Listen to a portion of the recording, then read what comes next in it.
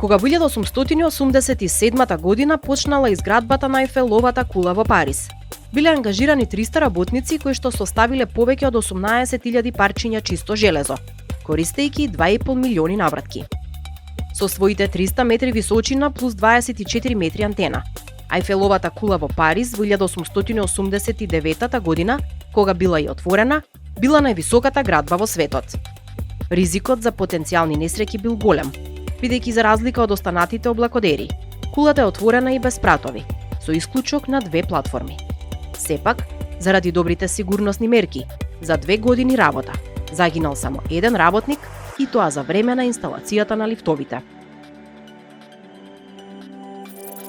Во Македонија денес, на градилишта околу многу пониски градби од Ејфеловата кула и услови многу пософистицирани од оние во 1889 година, бројот на жртви е неколкукратно поголем. Секторот градежништво е областа во која што Законот за безбедност и здравје при работа неретко се само букви на хартија. Борејќи се за остварување на основните права, градежните работници многу често забораваат на своето здравје, но и на својата безбедност. Сигурна работа ви ја раскажува приказната за градежниот работник кој што освен што изгубил прсти на раката, ја изгубил и работата, само затоа што наместо на законот му верувал на сопственикот. Повеќе од 50% од градежните работници во Македонија работат на црно. Немаат никакви договори за работа, а со тоа немаат и никакви права. За нивното здравје и безбедност при работа никој не превзема одговорност. Оставени сами на себе, на скелињата под ова македонско небо, животот секој ден им е ставен на висок ризик. Само во 2020 година се случиле 36 несреќи при работа во секторот градежништво. Од нив 31 се повреди, а 5 се со фатални последици. 5 човечки животи згаснале на градилиштата низ Македонија.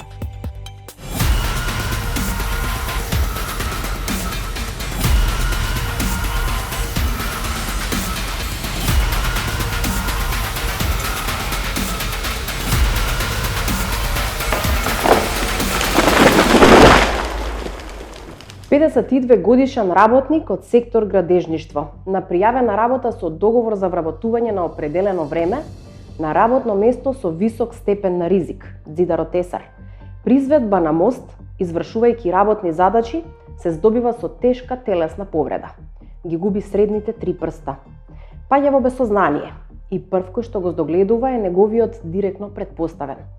Со сопственото возило го носи до најблиската ординација, каде што повредата му се санира со операција. Газдата ме замоли да не пријавам никаде, дека тој самиот ќе ме исплати и тоа се по закон, ќе го покрие целото моје лекување. После болничката интервенција ми рекоа да си одам дома. И замислете, имајќи го во предвид она што ми беше ветено и пред другите колеги, јас заминав дома и останав 2 недели да се лекувам сам. Повредата беше голема и потребно ми беше да седам дома, да бидам на боледување. Затоа заминав на лекар, кај матичната, каде што дознав дека за мене веќе нема здравствено осигурување. Се јавив кај газдата. Дознав дека поради неоправдано отсуство од работа, повеќе од 3 работни дена, замислете, мојот договор е откажен. Дополнително, дознам дека поради повредата во која што се здобив, односно изгубив 3 прсти на раката. Во иднина нема да можам воопшто да работам. И токму тоа е причината зошто мојот газда ми го откажал договорот. Бидејќи повредата не е соодветно пријавена според Законот за безбедност и здравје при работа во рок од 72 часа во Државниот инспекторат за труд. Поминати се сите рокови за оштета, а прекинато е здравственото осигурување затоа што е прекинат договорот за вработување на определено време. Работникот продолжува сам да се лечи и приватно и не може да бара нова работа имајќи го во предвид хендикепот со кој што се здобил. Пробува да тужи и приватно со адвокат. После една долга година низ судските лавиринти, спорот го губи и ги покрива сите адвокатски и судски трошоци. Се откажува од нова тужба до апелација, затоа што финансиски не е способен за нова борба низ македонските судски лабиринти.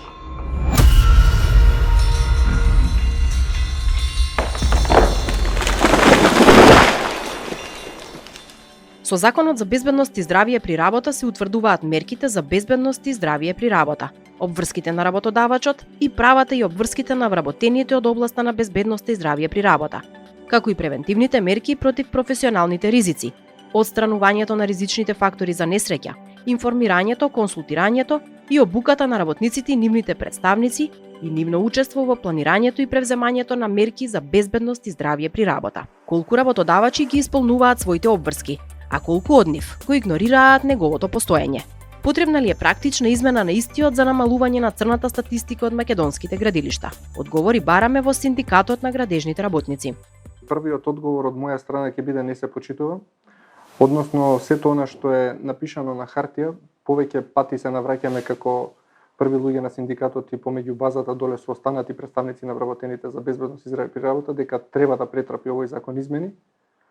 Меѓутоа, јас би рекол и тие измени да не бидат како последните измени уназад 15 години колку што го имаме законот, па да останат мртво слово на хартија, туку да бидат земени од практични примери долу од мислењето на вработените и од базата. Она што го покаже искуството зошто не се почитува законот, во најголем дел е поради непочитување на оние одредби од страна на работодавачите. Значи, до ден денеска некако е како голем товар и како да имаат нешто во джебот работодавачите кога станува во збор во врската што треба да ја подмират за вработените во врска со безбедност и здравје при работа и не се запазува искрено на соодветна лична заштитна опрема. Не само на облека, туку и на опрема, бидејќи знаеме дека станува збор за еден сектор, една дејност каде што луѓето се деноноќно изложени најпрви на надворешни влијанија, работат во летни периоди преку 40 степени кога работат и зимни периоди кога е минус 20, до степен да е земјата замрзната и да не може да работат, па да се освести работодавачот дека треба да направи пауза. Летно време кога што гледаме само си алармираме и си кажуваме дека сме во портокалова и црвена фаза, но и тоа не се почитува. Ги гледаме постојано на терен, качени на скелињата, зидаротесари со висок степен на ризик работни места, изнемоштени работници и пред се би кажал, некои работодавачи не го запазуваат ни она што е човечко право, пред се не па право од работен однос или право согласно закон за безбедност и здравје при работа.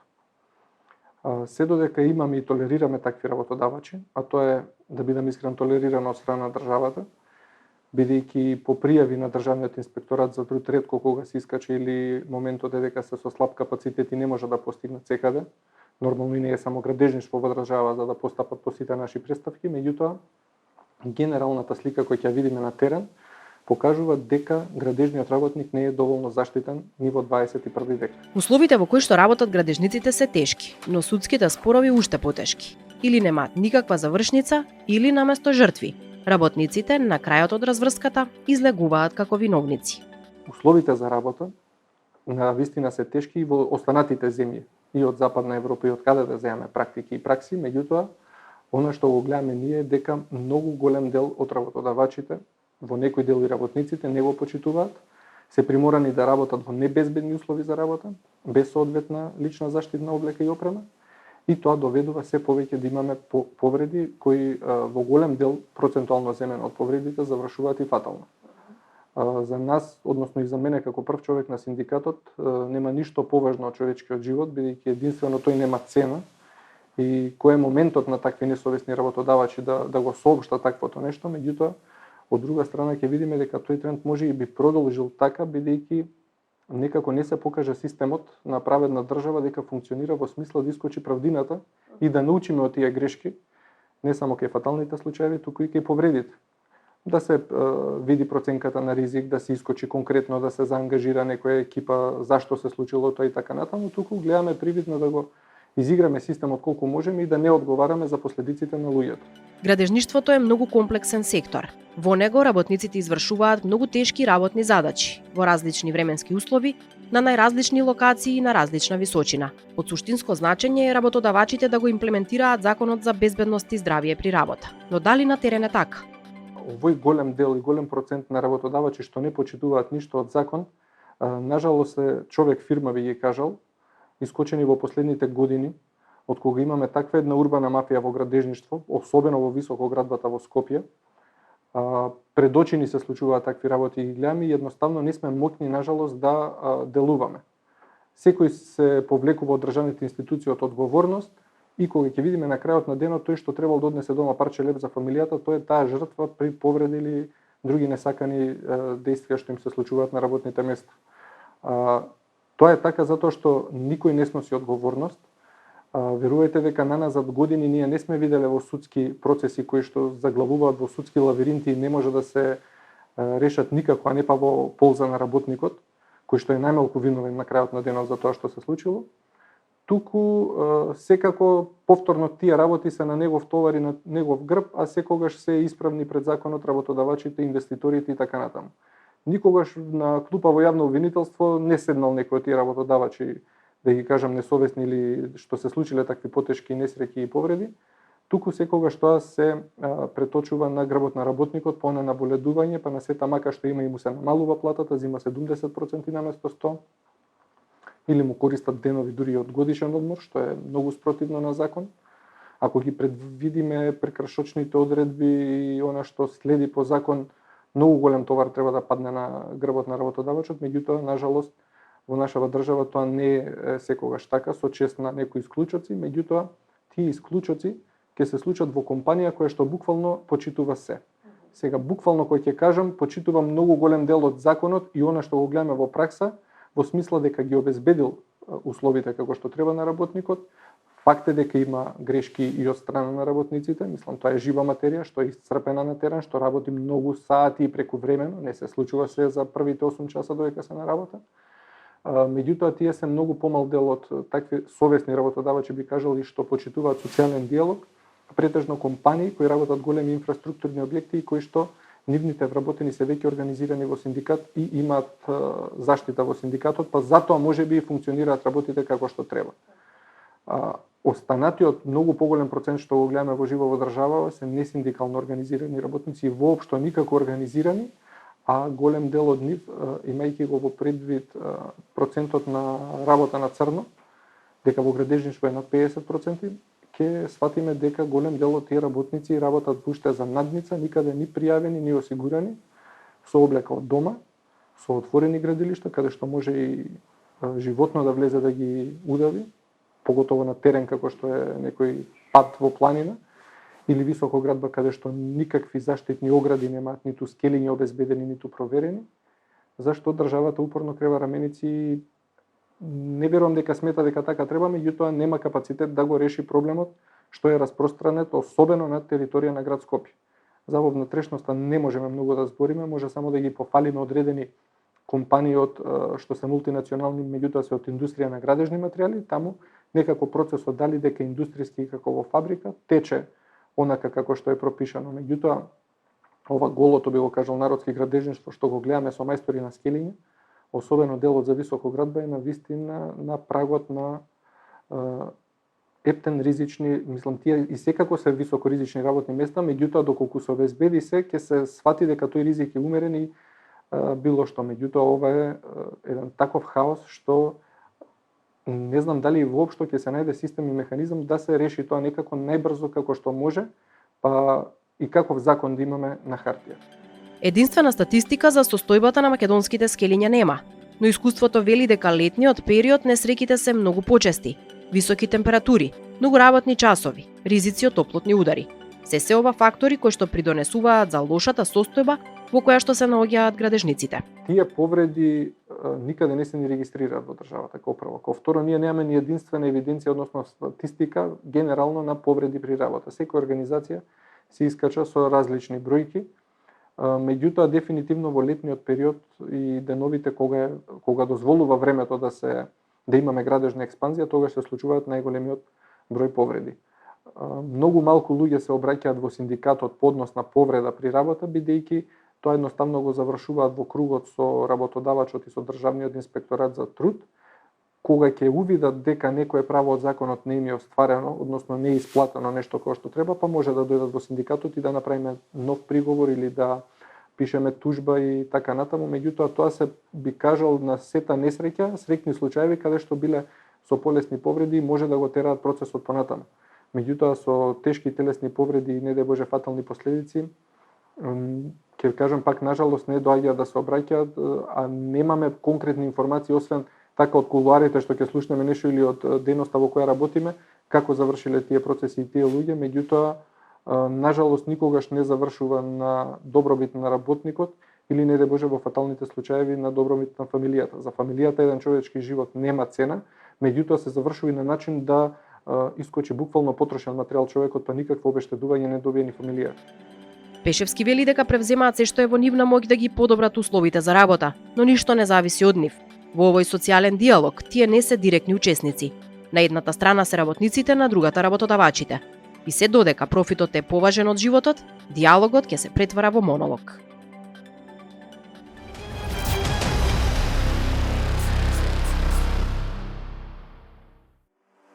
Силните ветрови и обилните дождови за некого се само сценографија за романтичен ден. Но за градежните работници кои 8 часа треба да висат на несигурни скелиња, се опасност по нивниот живот. Студеното време под мрзнатите даски, несоодветно опрема за работа на -10, уште повеќе ја загрозува безбедноста на градежните работници. Со години тие се на врвот на црната листа направена според повреди на работното место. Официјалната статистика покажува дека во градежништвото работат 14.564 пријавени работници, но вкупно се ангажирани 37.100 лица, што значи дека 22.564 работници не се пријавени. Никој не знае колку се платени и во какви услови работат, но едно е сигурно – нема здравствено и пензиско осигурување. Според Македонското здружение за заштита и безбедност при работа, во секторот градежништво во 2020 година се случиле вкупно 36 несреќи при работа, од кои 5 завршиле фатално. Градежниот сектор е главен двигател на економијата и затоа е неопходна поголема грижа за вработените во овој сектор. Според Законот за безбедност и здравје при работа, секој работодавач има обврска да обезбеди соодветни услови за работа, но истовремено и одговорност работната средина да биде безбедна и безопасна. Само во 2021 година во градежништвото се случиле 39 несреќи при работа, а најзагрозени биле лицата на возраст од 45 до 54 години. Според направените проценки за ризик, 12% од вработените во секторот градежништво се со низок ризик за повреда при работа, а се однесува на администрацијата. 38% од вработените во градежништвото се со повисок ризик за повреда при работа, а се однесува на инженерите и техничарите, и високи 50% од вработените во градежниот сектор се со висок ризик за повреда при работа, а се однесува на општите градежни работници, ракувачите на машини, фасадерите. Најчестите причини за повреди и смртни случаи се работа на височина, нестабилни скелиња, недостаток на соодветна обука, недостаток на опрема, неповолни атмосферски влијанија. Проценката на ризик на работното место и изработката на изјава за безбедност при работа е законска обврска на работодавците согласно закон. Со примена и имплементирање на утврдените мерки од изјавата за безбедност со проценка на ризици, се минимизираат или елиминираат причините за настанување повреди и смртни случаи на работните места во градежништвото. Македонските градежни работници прво што треба да направат кога ќе договорат работа те својот работодавач, треба да побараат договор за вработување. Со самото подпишување на тој договор за вработување, точно треба да бидат прецизирани условите за работа. Една од тие точки во тој договор треба да биде и дека работодавачот има обврска да обезбеди здрави, безбедни работни услови. Понатаму, треба работникот веднаш да биде испратен на здравствен преглед. Зависно од работната задача, здравствените прегледи се прават согласно проценката за опасности, некој на 2 години, некој на 1 година. Штом ќе се установи дека работникот е здрав, значи имаме работни места кои што бараат дополнителен здравствен преглед за работа на висина, кои што имаат опасни работни места, како што е скеларот, како што е дзидарот и така натаму. Значи, штом ќе се прегледа, работникот потоа треба да биде обучен. Кога ќе помине и обуката за безбедност и здравје, веќе работникот следната точка која што ја има како обврска работодавачот да му додели лична заштитна опрема. И од кога веќе сите 3 точки се исполнети, веќе може да почне со работа на градилиште. Меѓутоа, претходно треба да биде запознаен согласно планот за безбедност и здравје кој што го изготвуваме ние, стручните лица, треба да биде запознаен со сите опасности и ризици по неговото здравје и живот. Откога сето тоа ќе го помине, би рекла веќе е подготвен за работа. Сите овие обврски ги има работодавачот. Сите овие обврски се согласно Законот за безбедност и здравје и целата законска регулатива, значи вклучувајќи ги сите правилници. Така, верувам дека не можеме да се споредиме со западноевропските држави, меѓутоа имате ли информации каква е состојбата на регионот? Да, имам информации. Значи, почнувајќи од пред 10 години и сега, можам да кажам дека во градежна експанзија, нели минативе години сведоци сме колку се градеше, мислам дека има подобрување. Веќе работодавачот е свесен дека него му треба здрав работник и му треба безбеден работник да биде безбеден, а самиот работник е повеќе мотивиран кога знае дека работодавачот се грижи за него. Значи, мислам дека работодавачот веќе станува свесен дека работникот е клучна алка која што му овозможува понатаму профит. Така е, работодавачот има обврска да обезбеди солидни услови за работа, работа. меѓутоа има и одговорност кон вработените. Точно. Особено што градежните работници се работи за професија со висок ризик. Да. Значи, изложени се на атмосферски влијанија, бидејќи нели се работи надворно, отворено. Потоа криваат голем товар. Работат на височина од високи скелиња. Имаат контакт со електрична инсталација. Согласно Законот за безбедност и здравје при работа, како треба да изгледаат условите на едно работно место на градежен работник? Па еве, сите работни места, значи во градежниот сектор се според проценките, значи со зголемен ризик. Почнувајќи од зидар, почнувајќи од молер, имаме нели работа на височина, почнувајќи од било кое работно место да го земеме, значи имаат, ако не зголемен, имаат и помал ризик. Вклучувајќи ги сите опасности и сите ризици, секој работник треба прво да биде информиран. Значи, ако не е информиран за сите опасности и ризици, тој нема да знае како да се справи со истите. Исто така, секој работник, значи, професионално треба да ја воочи опасноста. Значи, покрај сите тие опасности кои што се во проценката и кои што се споменати во обуката за безбедност и здравје, самиот, значи, работник треба да воочи нешто кое што е од моменталната ситуација. Значи, опасност предизвикана од моменталната ситуација. Значи, според мене, секој работник треба да знае и мислам да ја воочи било која опасност. Веројатно тука има никаква улога и заштитната опрема која треба да се користи. Да, точно. Заштитната опрема која што се користи е согласно проценката на ризик. Таа се пропишува во зависност од опасноста.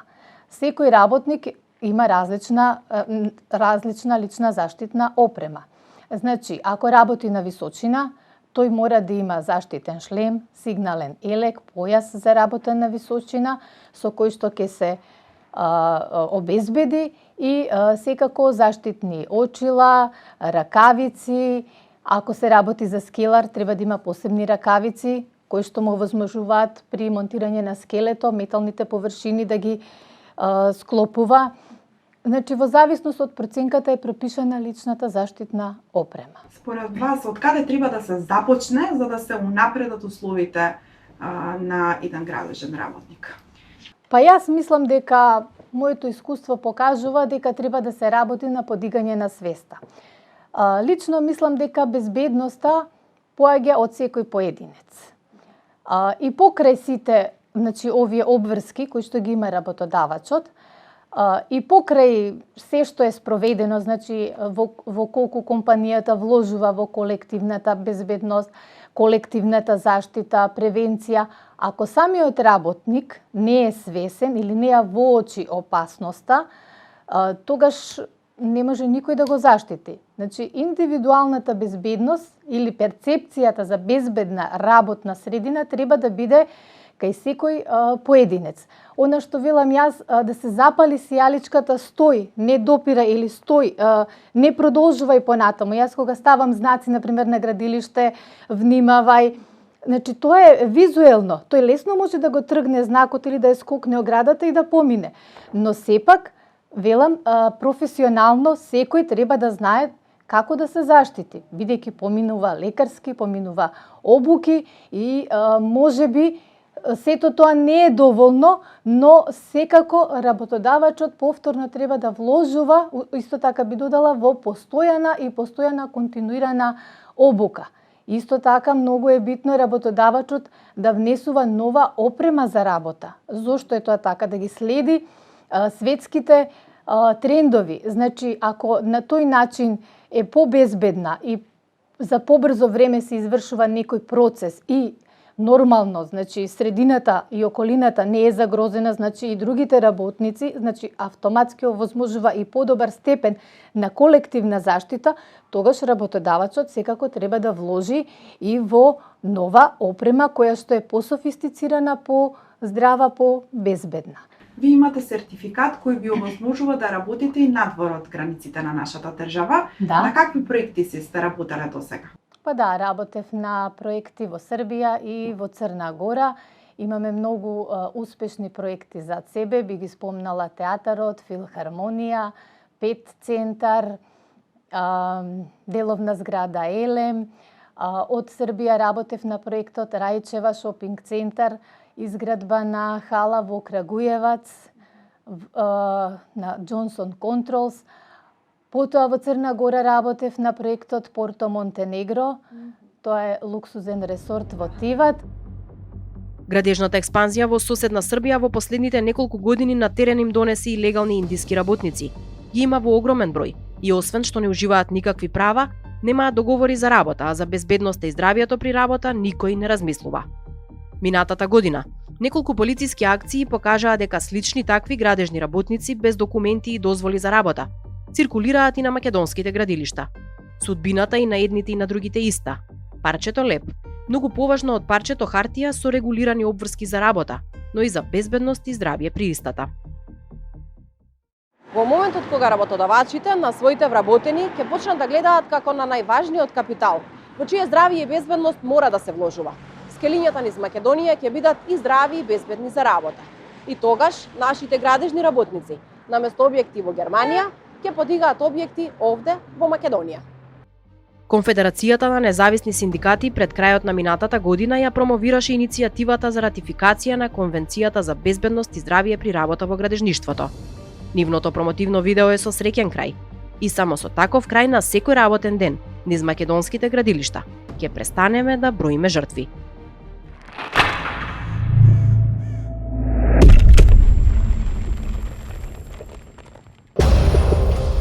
Кровови кои што прокиснуваат, ѕидови со мувла, гнили штици, исклучени радиатори и голи жици од електрични инсталации. Колку се здрави и безбедни условите во кои што действуваат македонските уметници, актери, музичари, археолози. Какви се македонските културни институции? Генерално не се безбедни условите, значи безбедно е само во оние институции кои што имаат нови објекти, да речеме како Македонската филхармонија, која што би требало да биде репер како треба да изгледа еден нормален објект за работа, мислам не само да е културно, него било каква институција државна, инаку во другите живото загрозувачки можам да кажам. Даските кои што живот значат? Значат живот, и ако веќе значат живот, може да значат и опасност по живот. Сигурна работа на сцената, но и зад неа, со Тулиев за повредата, со Коцевска за дотрајниот драмски, со Васо Ристов за опера и балет. Пишани сведоштва од сцените ширум државата. Законот за безбедност и здравје при работа низ призмата на културата. Сигурна работа во сабота на Телма.